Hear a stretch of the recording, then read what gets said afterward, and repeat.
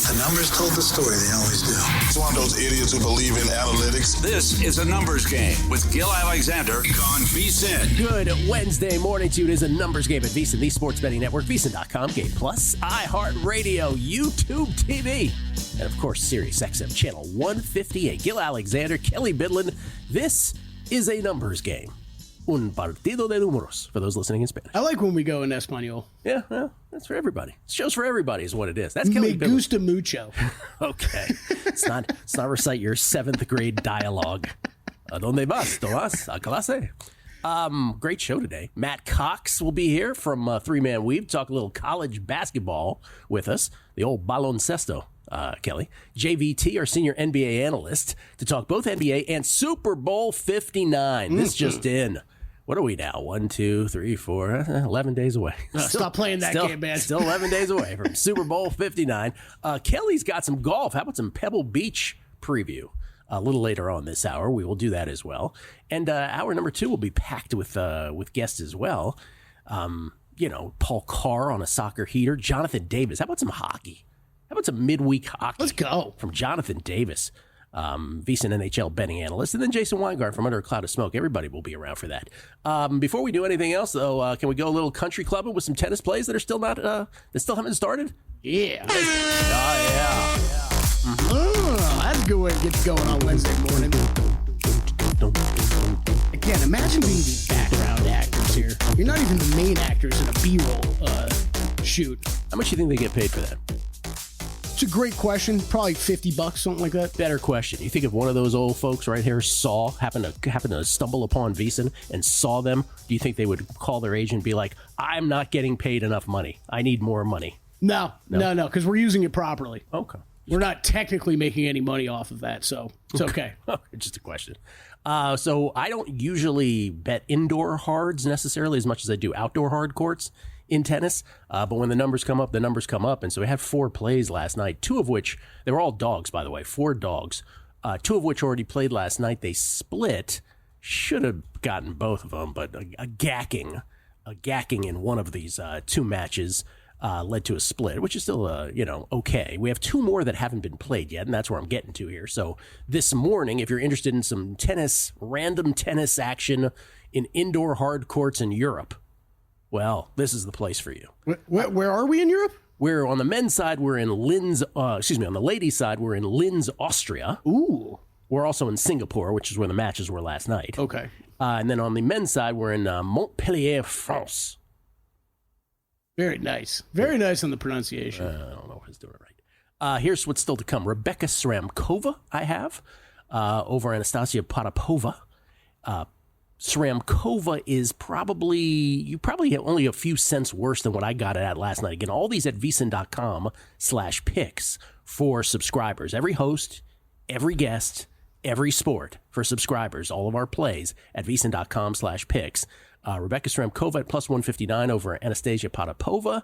That is in Linz, Austria. And then also this morning, and it's sort of like right after we go off the air, sometime after that, in France, Dominic Kepfer. I don't really understand this line at all, and you actually will get it a couple pennies better than mine, I think. Mm-hmm. I'm on Dominic Kepfer at plus 106 over Alexander Bublik, Prime Bublik, which I didn't think I'd have that phrase this morning. Prime Bublik, I would never fade him here, but he has been far away from his prime for quite a bit now. So Kepfer at plus 106, I really don't understand why he's the dog. Does feel like it's been quite a while since I've seen Bublik on one of our graphics, and he is, you're right, you can get plus 110 on Kepfer right now. A few pennies better. Seen at DraftKings, that's plus 110 at DraftKings, and then Sramkova plus 150. Bublik, most famous for hating anything that's not hardcore tennis. Like he openly, he's on clay, he's like, really? This is stupid. Like he'll do that. All right, that's kind of awesome, actually, because I've kind of wondered about that. Like he's that guy. Like there's got to be, like, you always talk about the people that are better on a certain surface, but like you have to be there's got to be a line that gets crossed with how bad you are on some surfaces. He feels that whoever invented clay court tennis. Now keep in mind, like clay, the origins was to like cover over grass. because the weather, because grass wouldn't work out in some climates. So they like, let's put clay over this. We won't have to worry about it as much.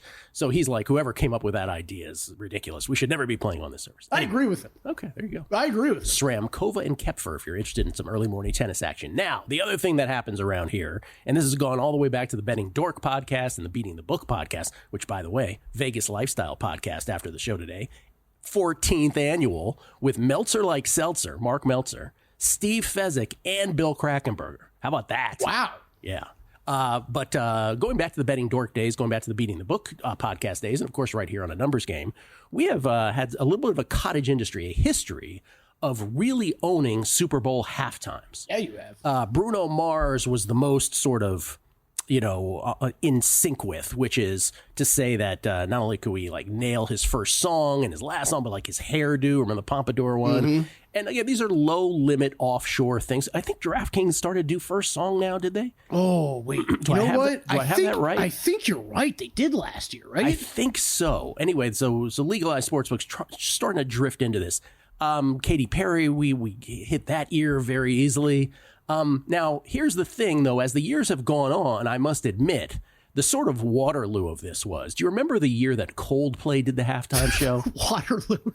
Yeah, I do. Yeah. Good reference. Little Napoleon reference for you. The Coldplay one was, I remember saying, okay, Viva La Vida, which is their biggest hit, which is I will rule the world. No. You know that. Yeah, I'm actually glad you did that because I don't know any of these names. He did in its entirety, it was the first song. But before they sang Viva La Vida, he got on his knee and sang 2 bars of another Coldplay song, Yellow. And so Yellow got the money. So once that happened, now it's kind of like, okay. Isn't it kind of a thing? You can't be as confident. Well, that brings us to Kendrick Lamar, Super Bowl 59, which is what I'm getting to now. Trying to guide folks to a proper bet here on Kendrick Lamar. I have a feeling there is a large possibility of that kind of thing happening. That's what I'm worried about. Now, just to give you a little bit of, the first 2 days this has been out. The first 2 days, this is, by the way, I take this very seriously. For those listening who are like, why is he talking? I take this very seriously. The line movement so far, and again, when we talk about line movement, this isn't Spanky coming in with tens of thousands of dollars moving a football line. Right, yeah. This is like a couple dudes putting down $250 on something and it probably moves dramatically. But I do think that the first move makes sense. A couple folks went in there and bet on Humble, Kendrick Lamar's 2017 smash Humble. It's his most streamed song of all time, Kelley. I know you know that. Over 2 billion streams on Humble. Humble now is the favorite at minus 200. What a great looking graphic from Ryan Pineda. It's a great graphic. That's all. It's like he cares more about the halftime show than our glorious golf tournament detail graphics. I can tell how interested you are by the fact you're like, wow, great Sorry, graphic. it distracted me. It's a great looking graphic. So Humble minus 200, that is your current favorite, again, with 11 days to go. Now, here's the thing. I have a feeling, first of all, if it's going to be that, I'm not going to recommend a bet on that at this point because it could be, but I have a feeling, I'm going to say I'm going to make a safe choice and then I'm going to make a more sort of frisky choice. Okay. All right. The safe choice for me is the 2-1, the plus 200 on Not Like Us. Are you familiar with Not Like Us? No, I do know Humble. I don't know that I know Not Like Us. Okay. Not Like Us is he has a couple of these. It's one of his Drake diss songs. Are you familiar that Drake and Kendrick Lamar, they have themselves a beef? Yes. All right. For those who don't know, it's a big beef between Kendrick Lamar. I think the kids still call it beef, don't they? Kendrick Lamar and Drake. It started, back in the day. I don't know if you care about this, but somehow I know this. Kendrick Lamar was kind of a nobody, and then Drake had him on his tour. He was like opening for Drake, and then I don't know, like at some point, like I think Drake went off with J. Cole, another rapper, and they're like, "Hey, like big three, us two, and Kendrick Lamar." And Kendrick Lamar is like, "Big three? What about big me?" Because, if you and Matt Brown, let's just use our primetime action partner, if you guys went off and you casually included me in a big three, I'd be like, hey, thanks, guys. That was really considerate of you. But not Kendrick Lamar. He's like, no, it's about me, which is like a rap thing, right? So he wants to be number one. It was always kind of playful. It wasn't really like a hostility thing. But Drake kind of took it that way, and he would throw in little jabs and some of his stuff. Anyway, it escalated, and here we are. And now Kendrick Lamar has like 2 songs with over 1 billion streams that are just murdering Drake, verbally speaking, and Not Like Us is the banger of the 2. Euphoria is the other one. Now, Euphoria which is way well down on the list at like 33 to 1. This is what I'm worried about. I'm worried about that he could play a couple bars of the slow jam and Euphoria with Teddy Pendergrass, by the way, the sample, and then go to Not Like Us. But the safe play is Not Like Us. You're familiar with that? Dun, dun, dun, dun. No. I'll have to look it up during the break. Okay. That's the one where the scathing line is trying to strike a chord and it's probably a minor, and he lets it marinate. Anyway, because Drake, never mind. You don't need to know that. So Not Like Us is the safe play, I think, at 2 to 1 at plus 200. But I would take a flyer on a couple long shots. The Euphoria scenario, which I just mentioned, which he could play right before that as a first song. I don't know. The other 33 to 1. More than that, though, the frisky play, Not Like Us is a safe one. I think the frisky play could be Swimming Pools, which is at 7 to 1. And the reason I say that one is you're probably familiar with Swimming Pools just by he'd be like, Kelley drank, Bydlon drank. Do you know that song? Yeah, okay. Right. Yeah. Blade drank, right? Blade. That's you. Yeah, so that would be, I think the friskier play is Swimming Pools at 7 to 1, but Not Like Us at 2 to 1, I think is the safe play. That is your first song, Super Bowl halftime show analysis. Love it. I think you rightfully so pointed out the possibility of starting with one and very quickly transitioning to another. I would be worried about that as well. Yeah. We're talking about halftime. Because it just doesn't naturally feel like that's easier to do, too, with hip-hop music like this. Like, you can start with one and then easily transition, like... We talk about halftime, not the game. We talk about halftime. We will talk about the game, though, Super Bowl 59 with Jonathan Von Tobel. He's on the other side. And then stay tuned tomorrow when I break down the Justin Baldoni, Blake Lively beef. We'll open the show with that tomorrow. JVT next. It's a numbers game at VSiN, the Sports Betting Network.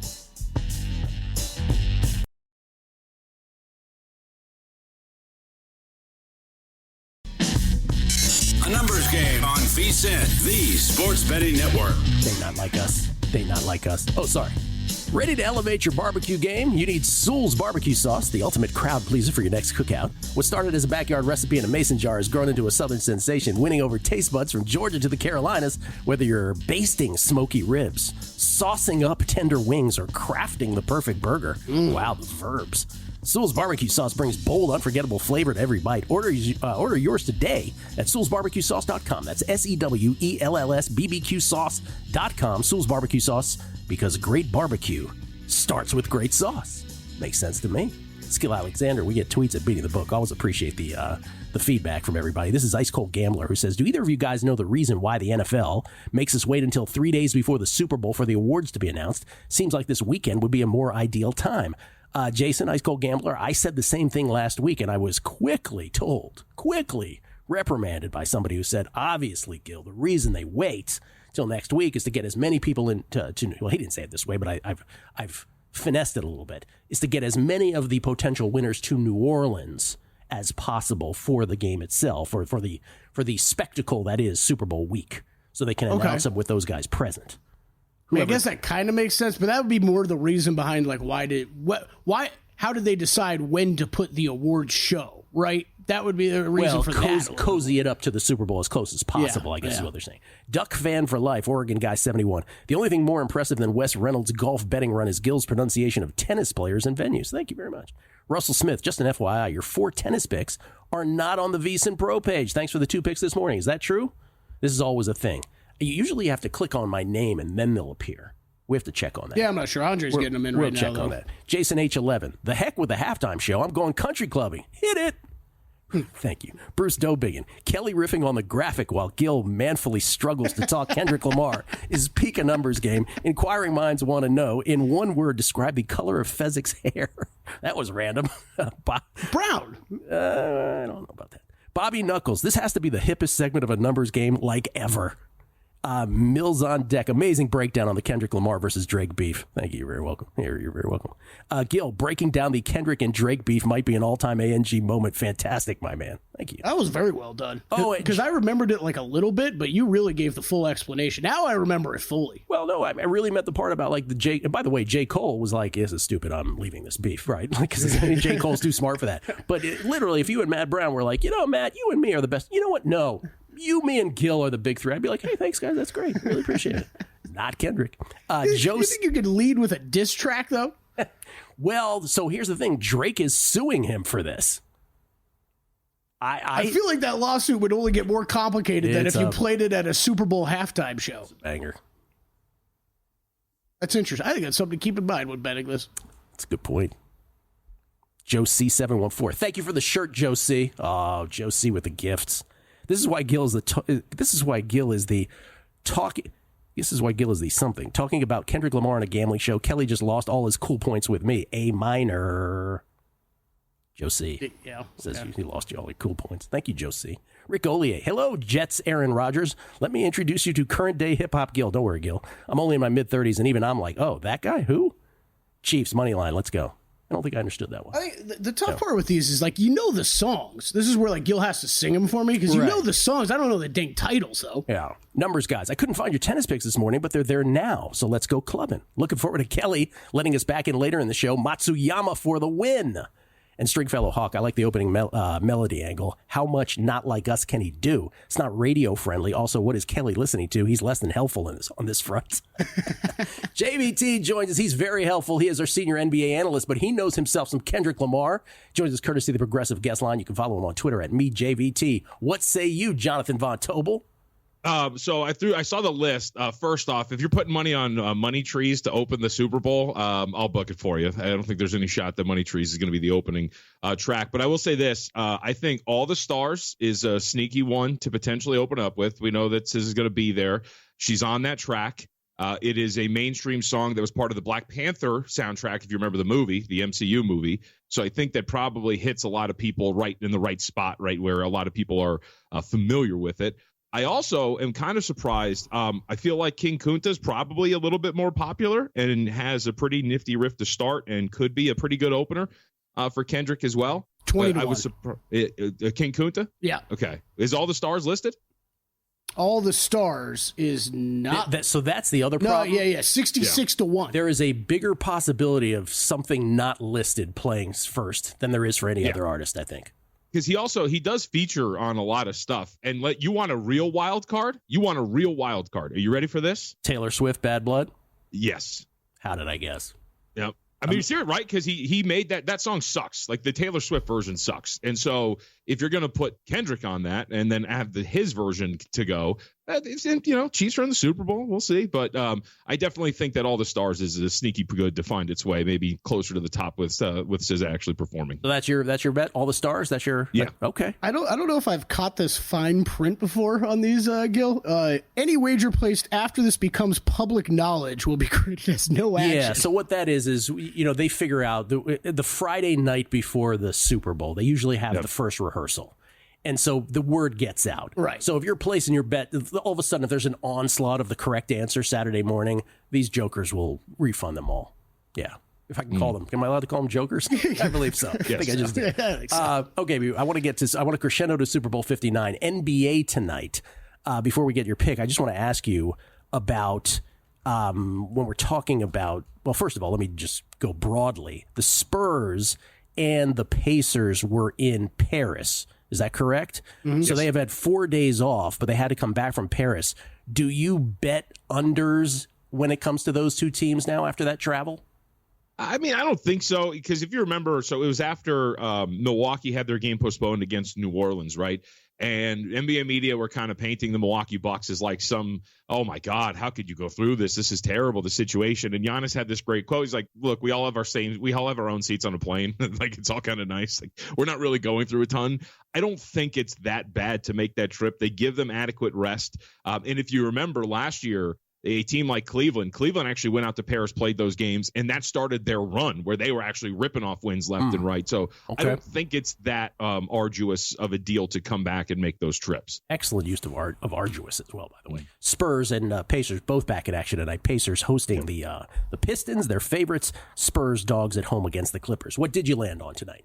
So I got two so far. I did bet the Minnesota Timberwolves here against the Phoenix Suns. We've seen this flip. They're small road favorites. Kevin Durant on the injury report with a thumb injury. We'll see if he ends up playing or not. But if you look at the last 2 weeks for Minnesota, they've been playing some pretty good basketball. Straight up wise, only 4-3. But if you're looking at net rating, they're seventh best in the NBA. They've outscored opponents by about 7.5 points every 100 possessions. Defense have been playing pretty well. They've been covering games by nearly 6 points per game.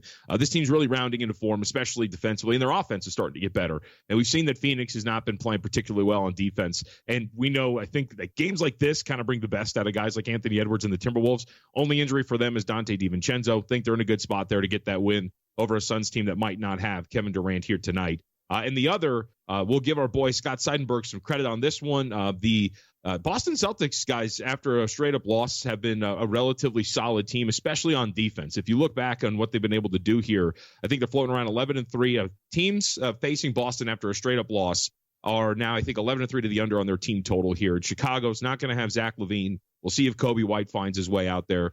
He is questionable to play, but Bulls under 108.5 on the team total, the other bet that I have tonight. So Timberwolves minus 1.5, Bulls under 107.5 team total. All right, and a shout out to Scotty Seidenberg on that as well. All right, Super Bowl 59. Who you taking? Are you making an MVP bet? Are you making a prop bet? What are you doing? Yeah, so I have a couple of bets already that I've made. I did take Philadelphia money line. My thought, I think that this is going to head toward Philly at some point sooner rather than later. So I think that taking plus 110, my logic here is that this is going to shrink by the time we get to kickoff. I think that there's a shot that this gets to pick. Maybe Philly -1. We'll see. I think Philadelphia is the better team. But I also think that the Chiefs deserve to be favored because of the non-data point, which is they just win every single playoff game imaginable. And at some point, you have to give them respect for what they've been able to achieve. But I think on paper, if I were to ask you in a vacuum, like, hey, just evaluate these rosters, remove the thought that this team has won every single playoff game they've ever played in, essentially, and tell me which one would be favored on a neutral. I think most would say it's Philly. So I have Philly, the money line plus 110. I also added something interesting yesterday. That MGM has either team, right? So Chiefs or Eagles for both of them. Will they convert a fourth down? The yes on Philly is minus 1,000 to convert a fourth down. Wow. And I think obviously the tush push is involved there, right? Like they think, but you have to have a short yardage situation in order for that to happen. I thought plus 550 on the no was worth playing. I thought that was pretty high. So I took no on Philly to not convert a fourth down at plus 550 yesterday. I don't hate that at all. I totally get. I love it. I totally get why it's priced that way for exactly the reasons you state. But plus 550, worth a flyer. Absolutely. Yeah. Sometimes we do get a little out of control with these, but it's they have to get in that situation first for it to be properly priced. And by the way, real quick, you saw the tush push get turned away, right? That's why they were playing the games with your Commanders, right? Trying to get them to jump off sides and get closer. They turned it away twice. Frankie Louvu going all Superman. Yeah, no, they turned it away twice. They did. Absolutely did. It is not infallible. It is not infallible. John, appreciate it, man. Thank you so much. Good to talk to you guys. Thank you. Jonathan Von Tobel chiming in on Kendrick Lamar's first song at halftime as well. Let's go. Didn't see that coming. He was definitely the better person to talk to about that. Matty Cox coming up. Maybe he's got a thought. And college hoops next.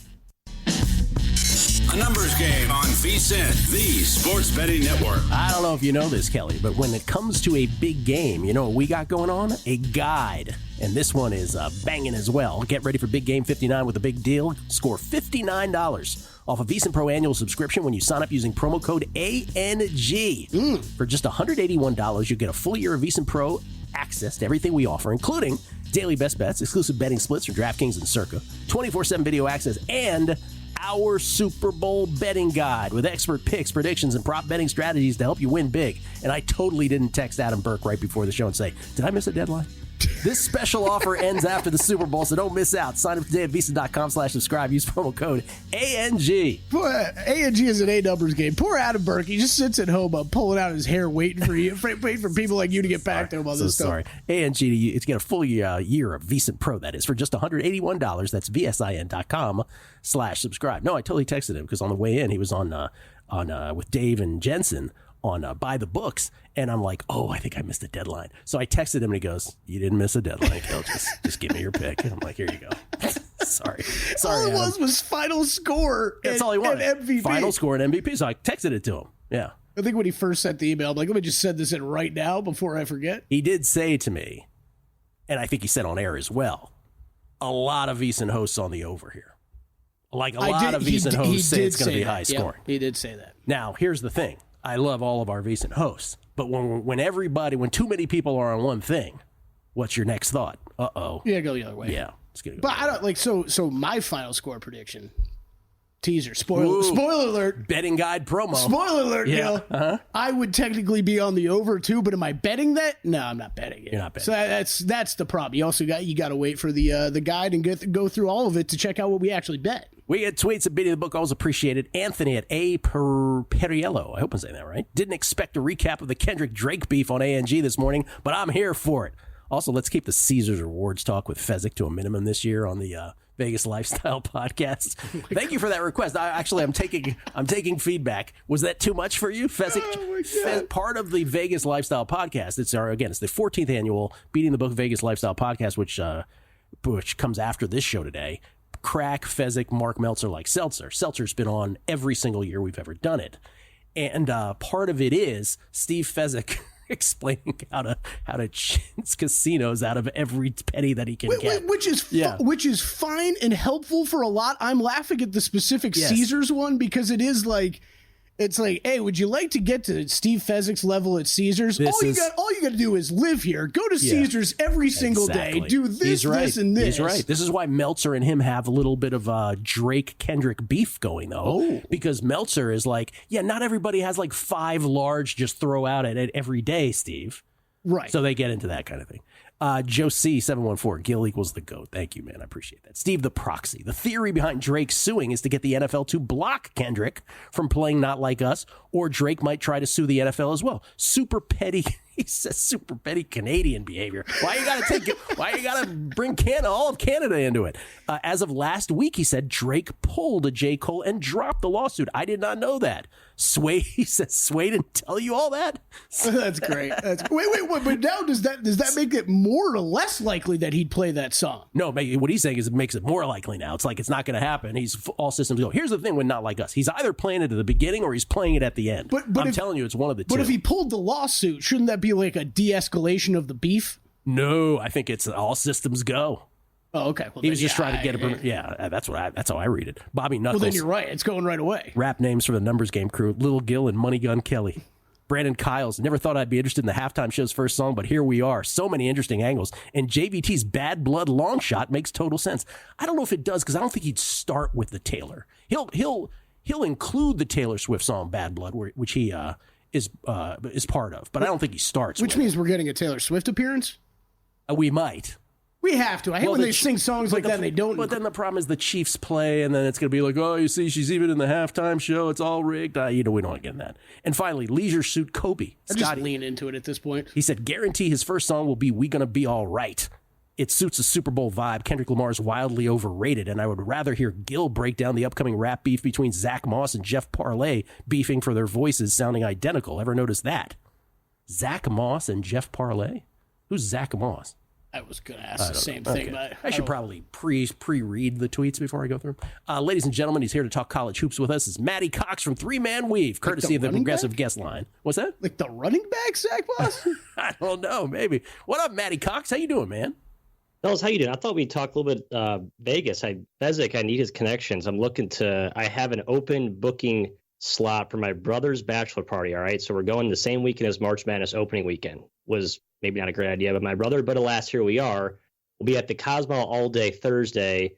We need like a Thursday welcome dinner location for the rest of the herd that arrives Thursday evening. So if you or Fezzik want to hook it up, just let me know. I'm open. Or any of you on Twitter who feel so obliged to be a good Samaritan, let me know, because I'm lost for words. Did Matty Cox just flex and let everybody know I'm going to be here during March Madness, so check me out? Annual tradition. Annual tradition, Gil. Annual tradition. Yeah. But I'm going to tell you what Steve would tell you, Matt. This is what you just go to Caesars, go to a craps table, buy in for like $5,000, sit there and get free drinks for a while, and then just lose it all and complain that you want a free drink or free dinner, okay? Good. That's the way to go. Good. Okay, my brother's friends are all highly successful individuals, so I think they'll be fine with that. I like that. Right. My God, this guy. My goodness. By the way, St. John's holding Georgetown to 41 last night. That was riveting basketball. Let me just start there. But let me ask you more clearly about two teams that performed last night. One lost, one won, and I'm curious if you view those performances as meaningful, particularly Tennessee getting beat by Kentucky. Is it same old Tennessee? They're not really a contender. And then with Kansas unable to shake UCF. Did either of those two mean something to you? Yes and no, both same similar situation. Key point guards for both sides were out. DeJuan Harris missed the entire game for Kansas, and then Ziegler got hurt for Tennessee. Still, I think they have real flaws. I think Tennessee is more higher on the elite totem pole than Kansas, frankly, because I think their defense is that good, but they still have that unavoidable scoring drought propensity that everyone knows and hates when they watch him in the tournament. It seems like Rick Barnes gets way too much ink about that and about all the other good stuff he does. But I'm not going to read too much into it, but I do think there are some flaws with both teams. And Kansas, they just don't have that same dominant gear. I think they're a little too old school. They are an old team. They're too old school in how they're constructed. They struggle against more modern types of teams. UCF last night exposed that. So they need more shooting, more dynamic playmaking. That's kind of my issue with Kansas. Let me ask you one more question before we get your picks, which is, and I guess this comes up now every year, but there's so many good SEC teams, right? At the top of college basketball this year. February is 3 days away, which means that conference tournaments are right around the corner. Does your thought on conference tournaments, has it changed in recent years where you're like, these are so many good teams, if they go all out? I mean, it's always been a thing, right? Like if you play too many consecutive games in a conference tournament, does it hamper you for the big dance? Do you view something like the SEC tournament with that in mind? I wonder, I feel like there's an angle with the old Big East tournament similarly, where you have teams coming off that gauntlet of a war where they treated that as like the national title tournament, and then whatever the heck was after was whatever, right? I don't know. We'll see. I think the SEC, I don't think it's going to be treated like that. I will wonder if any of these like lower seeded teams that have at-large hopes that win 3 or 4 games go to the title game. Maybe a team like Georgia makes a run, or Oklahoma, and we'll see how gassed they are. It just seems like the scheduling with the tournament, though, is more friendly and more favorable than it is to these teams. Just like they made the adjustment, a lot of those West Coast teams, they used to kind of screw them, schedule them in the early slot going west to east. I think they sort that out where it's a little more equitable now. There's not a lot of great, like, weird travel, scheduling, tired, fatigue type spots as there used to be like 10 plus years ago. So I think that all will kind of wash out, frankly. All right. What are the picks tonight, sir? I only got one. Sorry to bore you. Okay. You're not boring me. It's a big card, but a little more selective. I like Loyola Chicago. My Blurs here from the Chi. They're going on the road to George Mason, your neck of the woods, Gill. They're playing Tony Skinn, who George Mason fans are beating their chest about how we got the better coach than the guy Kim English who left us for Providence. They're not wrong. This team's playing electric defense right now. But I think the Blurs are starting to trend up. It's going to be an ugly, gritty game. This league is very parity-ridden.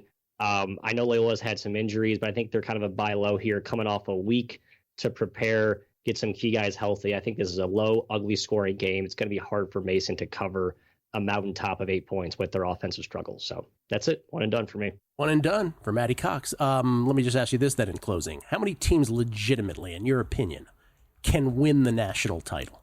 More than normal, less than normal, and how many specifically?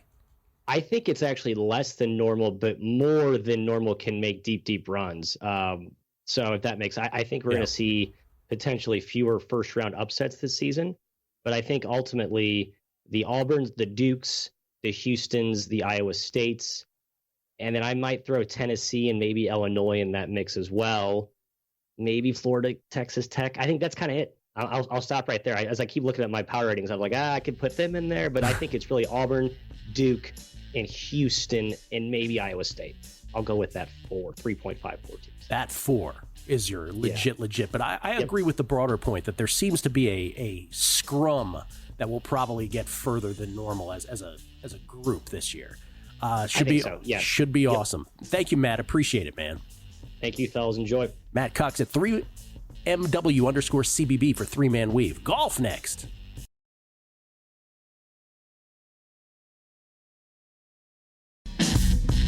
A numbers game on VSiN, the sports betting network. Whether you're a seasoned bettor or just joining the action, Super Bowl success starts with VSiN's Super Bowl betting guide. This year's guide comes out tomorrow and is packed with everything you need to make informed wagers, including a detailed Super Bowl game preview and the top trends to watch, expert prop betting strategies and tips to find value in the market, final score predictions, and MVP picks from VSiN hosts. Don't wait.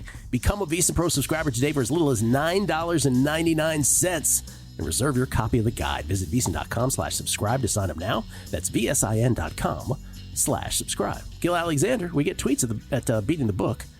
always grateful for your tweets. The Better Life Tim Lawson, who is he is the Megapod historian.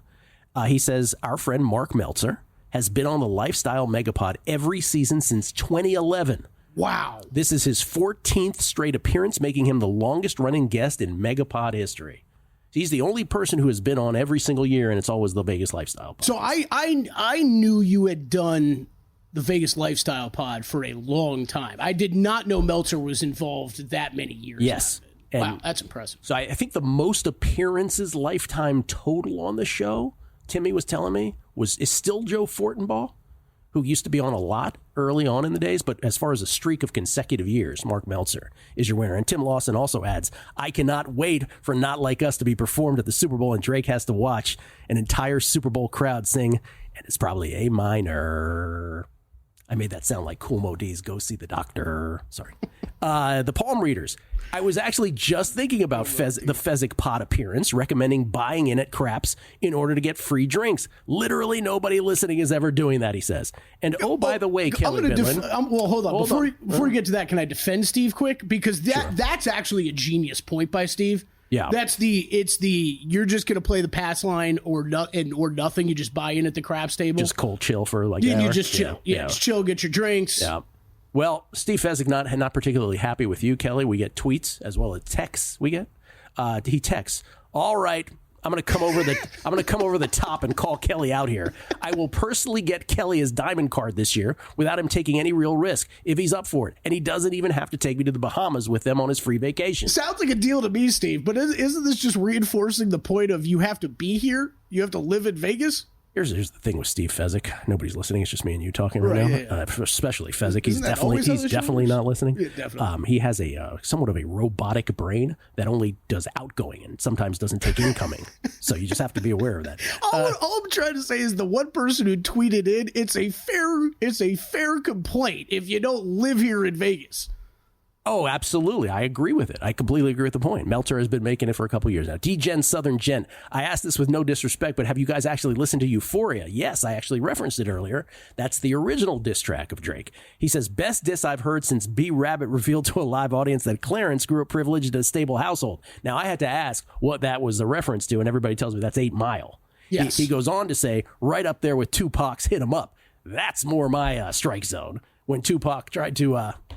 Steve verbally so murder right Biggie and Puffy. What's that? Steve is so angry. He can't stop texting now. Oh, Steve. Yeah. Steve Fezzik, Colorado River Sports. Let's say, people who try to totally milk the free drink angle to death have zero value anyways, he says. Oh, okay, anyway. Leisure Suit Cobia adds, apologies, Gill, I meant Zach Cohen and Jeff Parlay. Oh, JVT texted this. That's what he thought. Oh, Zach Cohen and Jeff Parlay, not Zach Moss. He made a mistake. He says somebody needs to get them to karaoke and do a duet of something they sound eerily similar. Okay, so wow. So JVT texted this to me. He goes, I think he means Zach Cohen. Have you ever heard that before? That they sound alike? Yeah. Never. Me either. Nor has it occurred to me. Me neither. Yeah. It's interesting. Now I'm not going to be able to unhear it. I know. Zach's on tomorrow. That's all we're going to... Gill and I aren't going to hear a thing he actually says. We're just going to be listening to his voice. So, Parlay, what do you think about this tennis match? Chuckism won. A little behind on ANG, but I've learned something. Kelley may not be up on the latest hits, but he knows all about the beef. And then Buddhist Man chiming in as well on the Fezzik stuff. Wow, we haven't even done the podcast yet, and people are all in on Fezzik. Okay. All right. Danny Bradley. Man, I just got one. Kelley's a drunk mess. Accident waiting to happen. That feels personal. Oh, how'd you get that? I don't know. Sorry, Danny. Do you mean to tell me that every once in a while someone on Twitter gets personal with you? Wow, yeah. It's impossible to believe. It never happens. Ladies and gentlemen, we've gone country clubbing once already. Are we going to go country clubbing again right now? Let's do it, because we're going to Pebble Beach. Country clubbing.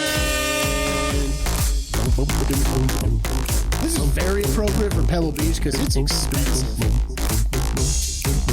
Maverick McNeely, a lot of success here. Your favorite.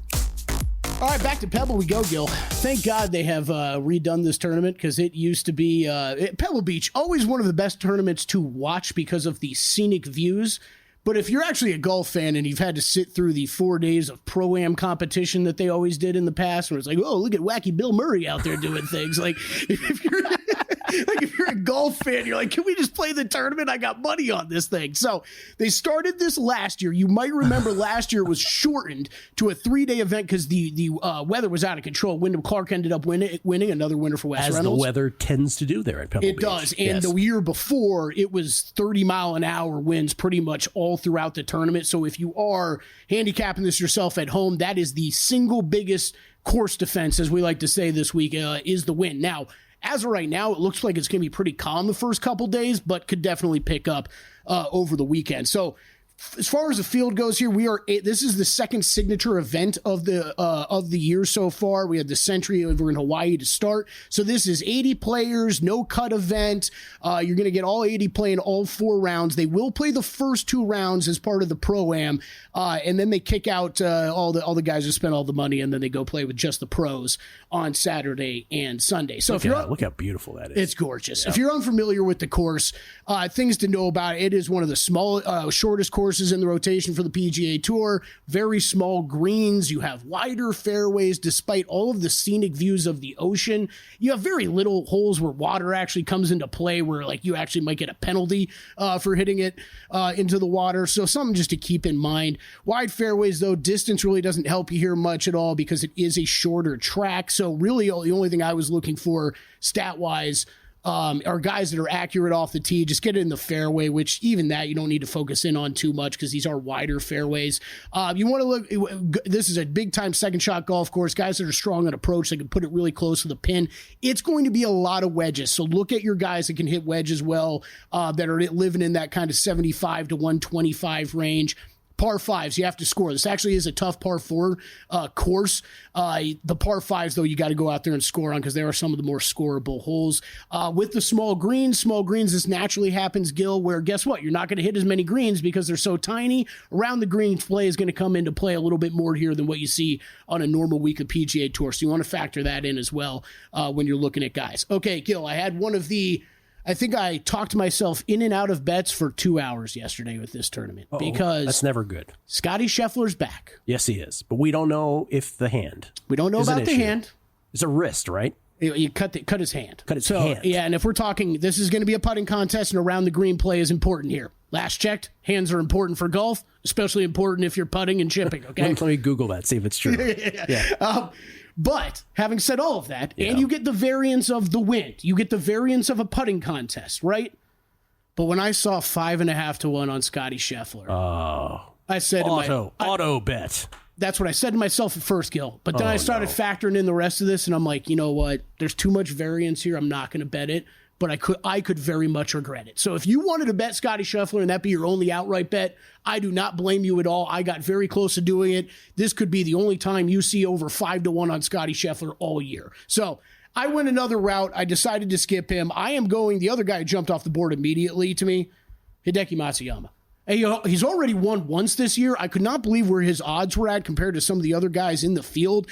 You're talking about his 3 starts this year, a T32, a T16, and a win already. Last 36 rounds, he's third in scrambling, one of the top players in all those wedge ranges that I'm looking at, and 6th in birdie or better's gained. His game, he might not have played here a bunch before, fits perfectly at this course. So Matsuyama, I played outright 23 to 1 and then a top 10 on him at plus 190. Going back to my boy Colin Morikawa, did miss last week because he was sick. A lot of guys were sick at the Farmers Insurance Open. That is notable this week. But you know what I like, Gill, is Colin was sick before the tournament and withdrew before the tournament. So I'm like, he's got 10 days. I think he's going to be okay by the time we tee it up at Pebble. So 15 to 1 in him on the outright market and a top 10 play as well for him. Tommy Fleetwood, debut on the PGA Tour this year. If you look at what he did on the DP World Tour during the fall, on an absolute tear. Love a top 20 bet on Tommy Fleetwood here. Not a guy you can really trust for an outright, but like him in the top 20 market. Adam Scott, one of the highest rated golfers for me this week. I flirted with an outright price on him. I think I'm just going to bet this top 20, though, at plus 225 on Scott. And then one tournament matchup for me so far. I might add more. Make sure to check in at VSiN.com. Morikawa plus 105 over Rory McIlroy. Rory's first PGA event this year for him, plus just not an ideal course for what his game is ideally suited for. All right. Pebble Beach. You ever played Pebble Beach before, by the way? No, absolutely not. I played the one hole, the last hole. I would like run out there and play the last hole. Really? Yeah, put it in, I think, horribly into the water the first time, and then miraculously on the green on my mulligan. Oh, that's awesome. Yeah, I was like, oh, thank God. They think I'm good. I'm Was terrible. Wilbon there? Was that? Was Wilbon there? No, he was not. Paul Carr next with soccer.